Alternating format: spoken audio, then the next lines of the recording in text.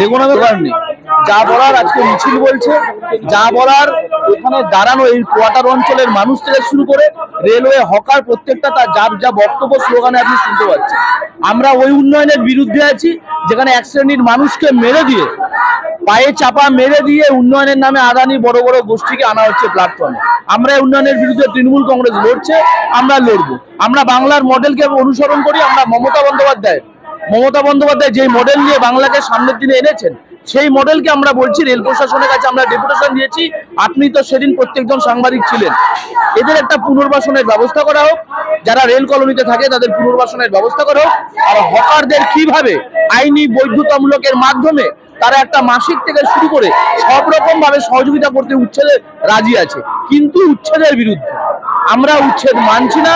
এই অঞ্চলের মানুষকে রেল প্রশাসন যেটা ভাবছে বিজেপি দালালি করে সবাইকে তুলে দিয়ে রিলায়েন্স বড় বড় গোষ্ঠীকে খুশি করবে, এটা বাংলার মাটিতে সম্ভব না।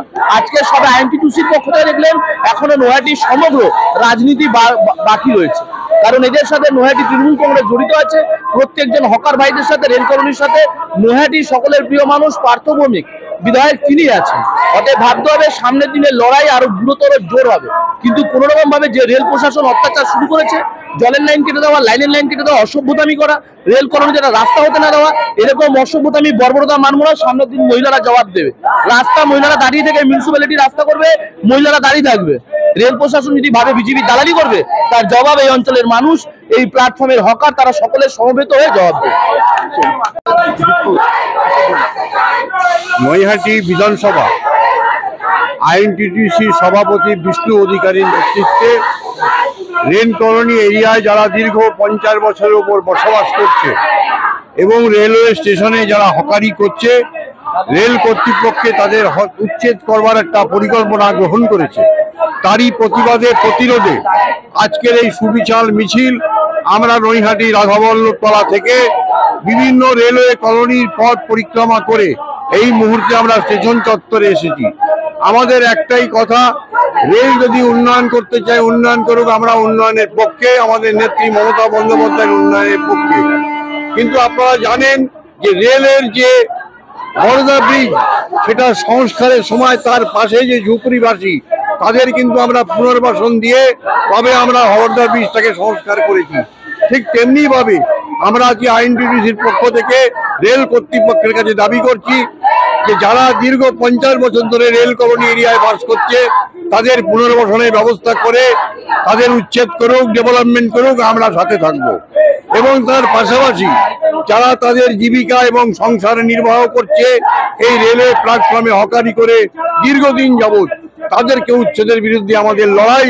আমরা একটাই বক্তব্য, যে কোনো উন্নয়নের সাথে আমরা আছি, সেটা কেন্দ্রীয় সরকার হোক, রাজ্য সরকার হোক। কিন্তু একটাই কথা, যারা দীর্ঘদিন এই এলাকায় বসবাস করছে, যারা দীর্ঘদিন এই রেলওয়ে প্ল্যাটফর্মে হকারি করছে, তাদের পুনর্বাসন না দিলে আমাদের আন্দোলন অব্যাহত থাকবে। দিনকে দিন আমাদের আন্দোলন তীব্র থেকে তীব্রতর করার শপথ নিয়ে আজকে আমরা এই প্রতিরোধ মিছিল করার থাকি অনেক বছর ধরে। সমস্যা হচ্ছে এখন আমাদের জলের লাইন কেটে দিচ্ছে, এরপরে কারেন্ট কেটে দেবে, সময় যে কোয়ার্টার ভাঙার উদ্যোগটা নিয়েছে ওরা। আমরা অসহায় মানুষ, এরা সবাই আমরা কোথায় যাব? না, রেল কর্তৃপক্ষে যাচ্ছি এখন আমরা। এই মুহূর্তে কি লাইন কেটে দিয়েছে? এর মধ্যে থেকে জল কেটে দিয়েছে। আসল হচ্ছে জল, যে জল দিয়ে মানুষের জীবন বাঁচে, সেটাই কেটে দিয়েছে। তাহলে মানুষ কি করে থাকবে? আমরা চাইছি মানে সব ফুর্তি ভাবে থাকবো, আমরা সবাই মিলে সহযোগিতা করে আমাদের সঙ্গে। হ্যাঁ, আমাদের যদি উঠেই যেতে হয় তাহলে আমাদের কিছু গুছিয়ে দিয়ে উঠাক। একদম, হ্যাঁ একদম। আমার নাম রীনা দত্ত।